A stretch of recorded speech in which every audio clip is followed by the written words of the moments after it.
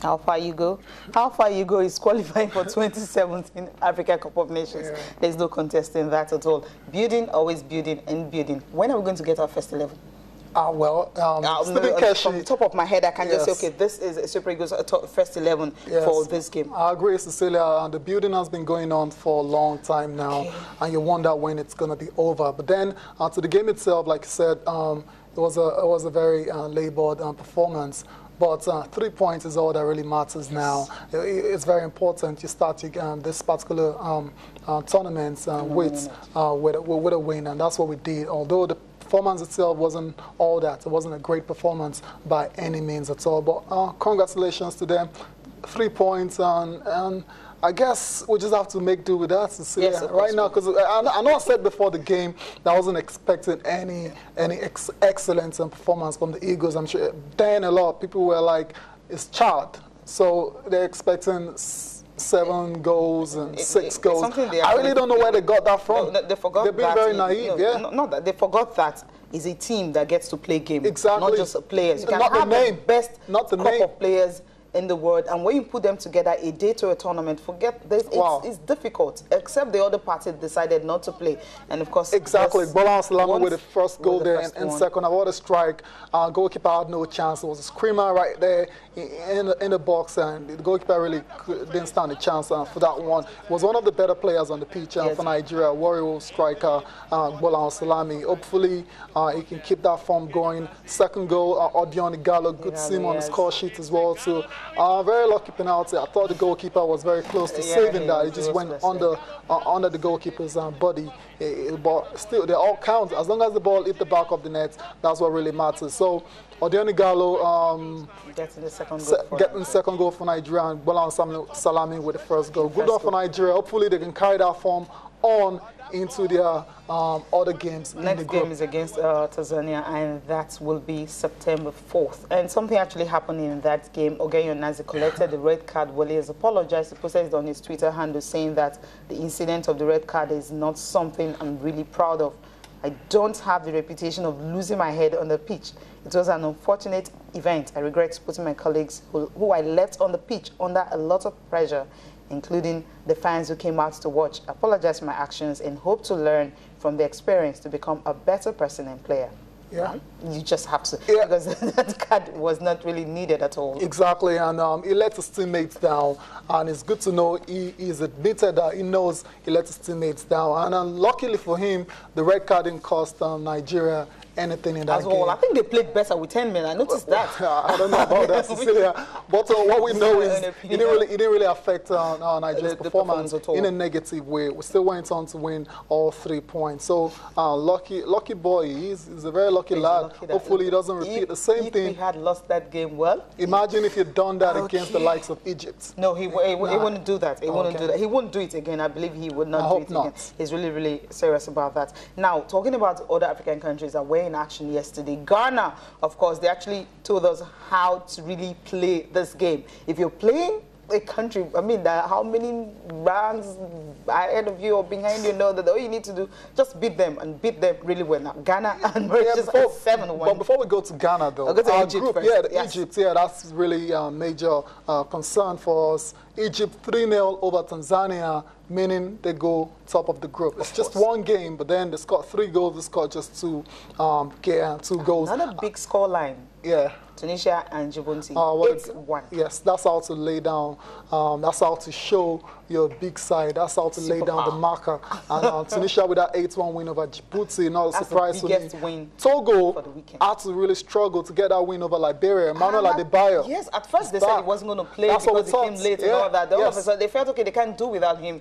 They have to bring him in. So the coach had to really make that decision based on the quality of the player. And he delivered for them. 2 goals in that one against Liberia. Cape Verde, I know you like that team a lot. 7-1 over Sao Tome and Principe. That's hard to do. Big win for them. Ghana as well too. The big boys on the score sheet for Ghana: Samoa Gyan, Christian Atsu, and the likes, Jordan Ayew. You know, they all came to the party. So why do you like the field they play on? It was really not so good. What field? What field?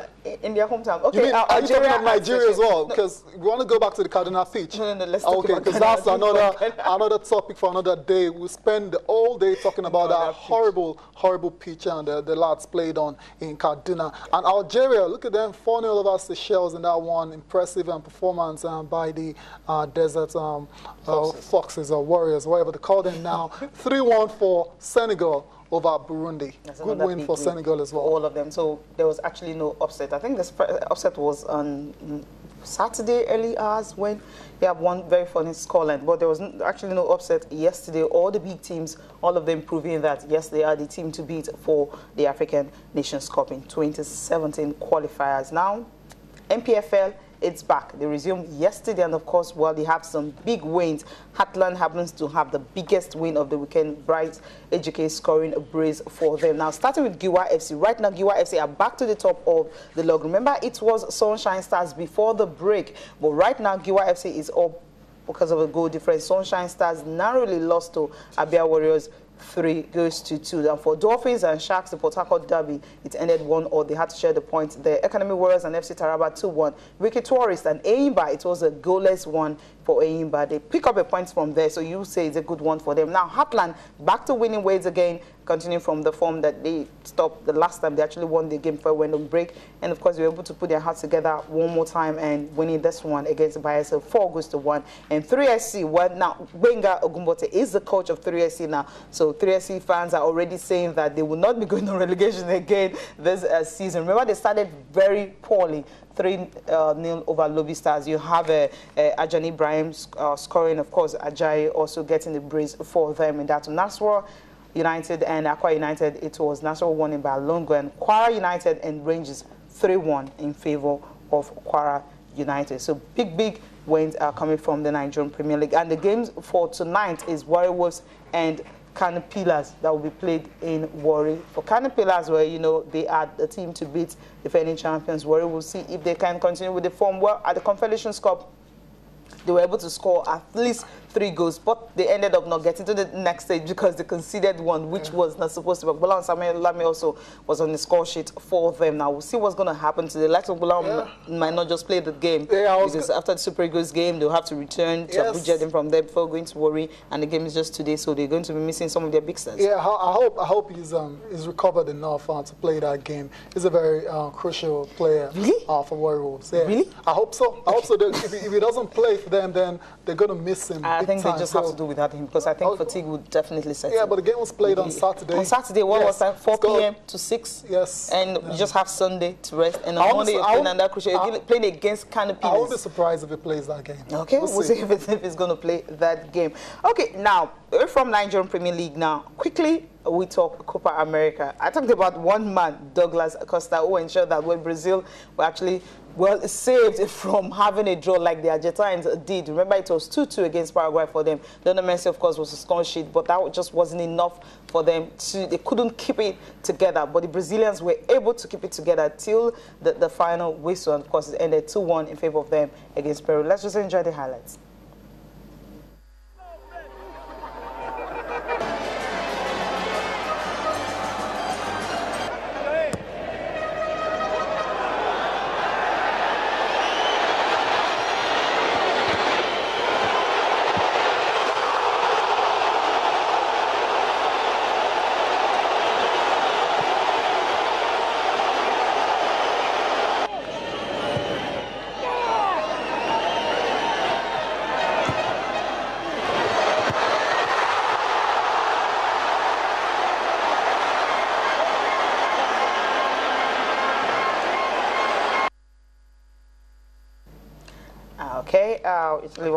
Okay, you had one more coming there, but we just didn't get to see that after Neymar's own. I mean, for Neymar, it was actually his 44th goal in 64 matches. What a player, what a player. And at this rate, I have no doubt it's going to beat the record of Pelé Pelé is the top goal scorer for Brazil of all time, and you still have the Ronaldo de Lima after Pelé. At this rate, I don't see anything stopping Neymar, you know, barring any injury or any serious injury. I think it's going to go on to break those records. No, I'm looking at the fact that the Champions League final was June 6th, right? I mean, this is June, what, 15th? 15th, yeah. And they played last night. He's a young man. He's a young man. He's a young man, still a lot of energy He left. just finished with the Champions League. They played practically every game this season, winning 3 trophies, and he's still very fit. And you check the pass that was given to him from Dani Alves, both of them from Barcelona, because they were able to carry that into the team. Well, I'm actually wishing that we have. Yeah, but the game itself, the Brazil didn't play too well in the game. We have to say. What is the result that matters? Like we talked about the Super Eagles and said it was a labored victory. So 3 points, that's what matters. Yeah, especially in competitions where you have to win your first game. But when you have Neymar in the team, then your team doesn't really have to play too well, because he will always come up with the goods, and that's what he did with that equalizer. And he set up the winning goal late in the game for Douglas Costa as well. So, but Brazil needs to pick it up. They need to step the game up in the second round of matches as well. So remember, it was the 11th straight win under Dunga. Yeah, that was after their after the World Cup ended in tears. Actually. Well, I love Brazilian fans. Whenever they are playing any tournament, to them they always carry a kind of a dummy trophy to the stadium and saying it belongs to us. Remember, Chile, they are hosting, and the Chileans, they haven't won the Copa America. You had so many countries that won it. So that was the I have to say, Cecilia, the Chileans so far in the first round of games have been the best side by far. Because they know they're going to get it. Now, quickly, Rafael Nadal. Now, this man, of course, well, his first win, I mean, grass court win after 5 years. The last time he won was at Wimbledon. That was 2010. 2010. It's a long time. And right now, he's back to grass. And also, I mean, there's a minor record here. He's the first man to have won this tournament when it was on clay. And also now it's a grass tournament, so going into Queen's tournament that is starting today. Yeah, he won it twice when it was on clay, then he's come back to do it on grass now. And I have to say, Nadal really looked back to his best in this particular match against Victor Troicki. He left 11 aces in total in that one. He really looked That's good. The real Nadal. Yeah, that's the real Nadal, not that one that went out with a win against Djokovic at the French Open. So congratulations to Nadal, just his second title of the season. Hopefully he can carry this form into Wimbledon, which is just 2 weeks away. June the 29th is going to be time for Wimbledon.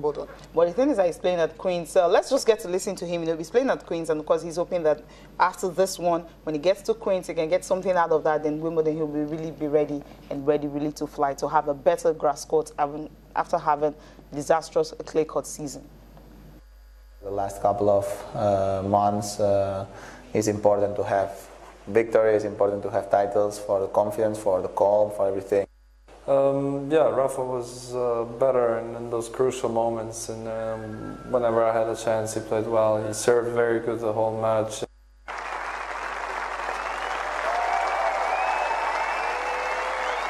Und dieser Pokal wurde geschaffen. Enjoy.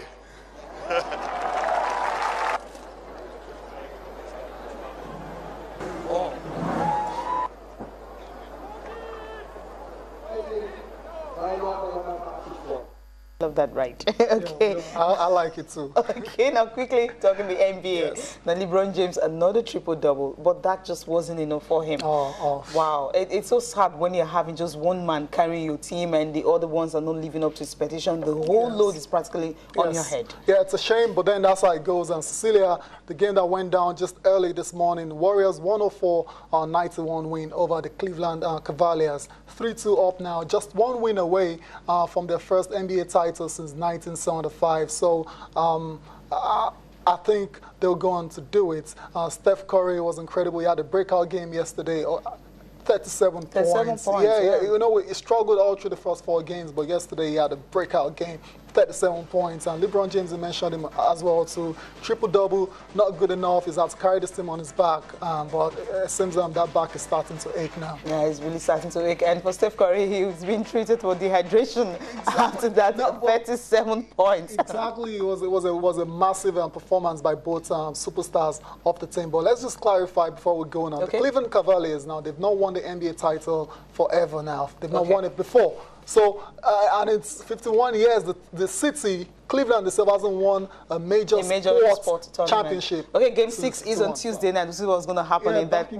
Okay, Tayo, thank you so much for being part of the program. Business One is up next. Don't forget Sports Nights at 9 p.m. Join us again for more sports. Bye.